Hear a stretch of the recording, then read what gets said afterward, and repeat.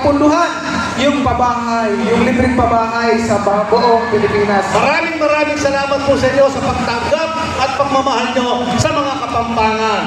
Maraming salamat po sa inyo sa pagtanggap at pagmamahal nyo sa mga Kapampangan.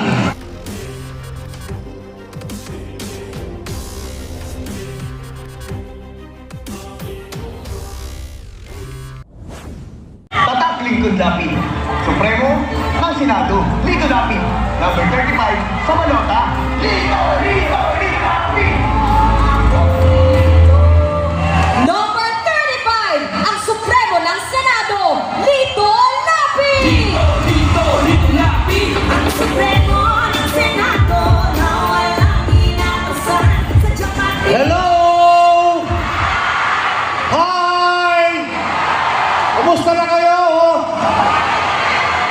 Magandang gabi po sa inyo lahat. Una-una po, nais ko munang batiin ang ating mahal na gobernador, kapwa ang artista ko. Dahil nga yung Fernando po, palakpakan po natin.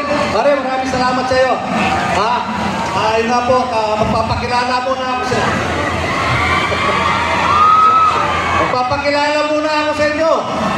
Ako ay,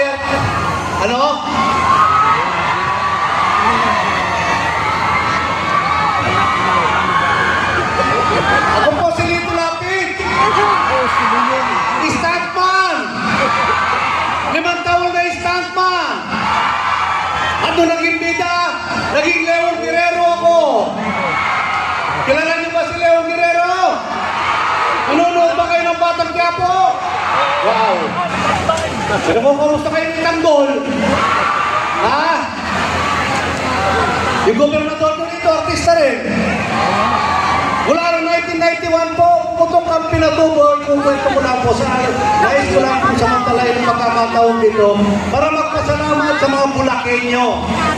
Yung po pumutok ang pinatubo, 1991 hanggang 92 hanggang 2010, yung po ay nag-evacuate ang lahat ng Kapampangan. Unang-una po pinunta nila itong Bulacan. Maraming salamat po sa inyo sa pagtanggap at pagmamahal nyo sa mga Kapampangan. Dahil ako mismo ay nag-evacuate dito sa Bulacan, dyan po sa Santa Maria, Bulacan, mag-asawang Sapa. Kaya wala pong katapusan ang pasasalamat ko sa mga Bulakenyo.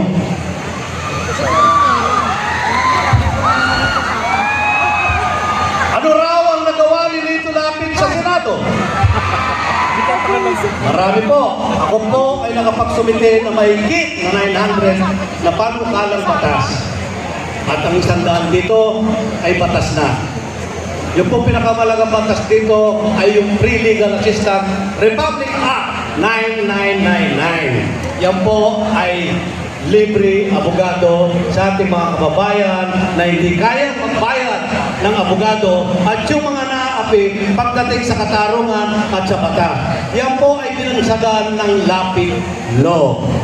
Hindi lang po yan. Ako po ay Committee Chairman ng Senado ng Tourism. Palalawakin po natin ang turismo dito sa Bulacan at sa buong Pilipinas. Meron po tayong ecotourism, medical tourism, agri-tourism para sa ating magsasaka. At huwag po natin kalilimutan, mahalin natin ang ating mga magulang, nanay, tatay, lolo, at lola. Yan po ay mga senior citizen na bawal na po magkasakit sa kanila. Kaya po gagawin natin, libre gamot at libre hospital pag sila'y nagkasakit. At napakahalaga din po, ang edukasyon. Ang isang batang gustong matapos ang pag-aaral, yan po, pag po siya nakatapos, siya po nakakaroon agad ng trabaho. Pag po siya nagkaroon ng trabaho, yan po ang pangalaga sa kanyang mga magulang at sa kanyang magiging pamilya. Kaya po ako, lumalapit tuloy sa inyo. Pag ako'y naalala muli, pang-apat na beses bilang senador, susuportahan niyo ba si Supremo? Ako po si Senator Lito Lapid, number 35 po sa Malota. Ang Supremo ng Senado. Maraming salamat po sa inyong lahat. Kwenta ang ninong ng bayan, Senator Manny Pacquiao!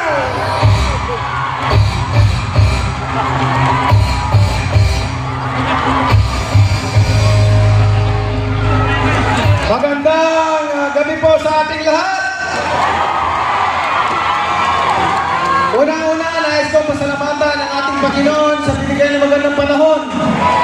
At siyempre, higit sa lahat, malusog na pangatawan at lagi tayong niligtas sa kapamakan.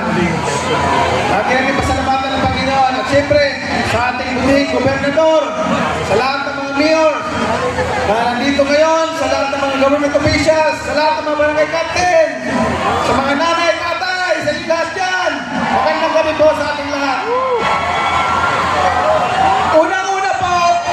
Unang-una po, nais ko po kayong pasalamatan sa inyong walang sawang pagsuporta kay Manny Pacquiao mula noon hanggang ngayon.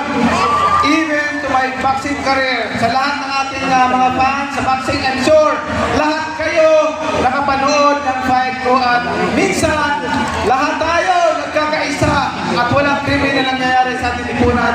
Ako'y nagpapasalamat dahil ginamit ako ng Panginoon para maging ihemplo, magdala ng karangalan sa ating bansa. Nung ako'y tumakbo ng senador, inalang niyo po ako, nilagay niyo po ako sa Senado at hindi po ako nagtamad-tamaran doon, kundi ginawa ko po ang lahat ng aking magagawa. In fact, inabulis ko po yung ibang mga ahensya ng gobyerno na nakikita ko na may korupsyon, katulad ng Rule Board.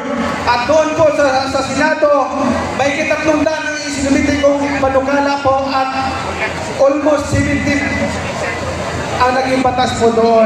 Kaya naman po, pero may isa po akong gusto kong maging batas talaga pag ako makabalik sa Senado. Yung batas ko na gusto kong mangyari at papunduhan, yung pabahay, yung libreng pabahay sa buong Pilipinas. Yung Free Public Housing Act na maging batas. At kung sakaling mubin ng Panginoon at maibalik si Manny Pacquiao sa Senado, sisiguraduhin ko na ang pabahay program, libreng pabahay nationwide, ma-implement natin, lalong-lalo na dito sa probinsya ng Bulacan. Yan po ang programa ko na yan. Hindi po yan proposal lamang, kundi matagal ko na po ginagawa yan sa sarili kong bulsa, sa sarili kong pagsisikap, dugo at pawis sa aking puhunan para makapagbigay, makatulong ako sa aking mga kabayan. Ngunit, gusto ko magtulungan lahat. Hindi ko kaya dahil limited lang po yung budget ko. Kaya naman po, ang nais ko talaga na maipasa, maipatas ang Free Public Housing Act para mapunduhan ang ating gobyerno at ma-implement at maraming mabigyan ng tahanan. Libre po yan, wala pong bayad.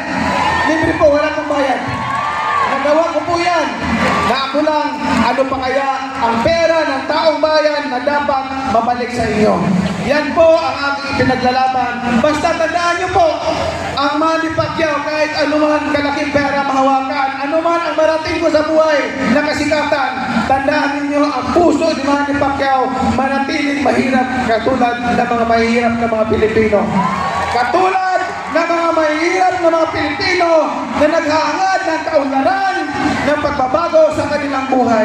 Kaya naman po, itong grupo ng alyansa, wala pong ibang tinitingnan, kundi kapakanan, kinabukasan ng bawat mamamayang Pilipino na naghihirap, nagugutom, at wala pong oportunidad na makapagtrabaho.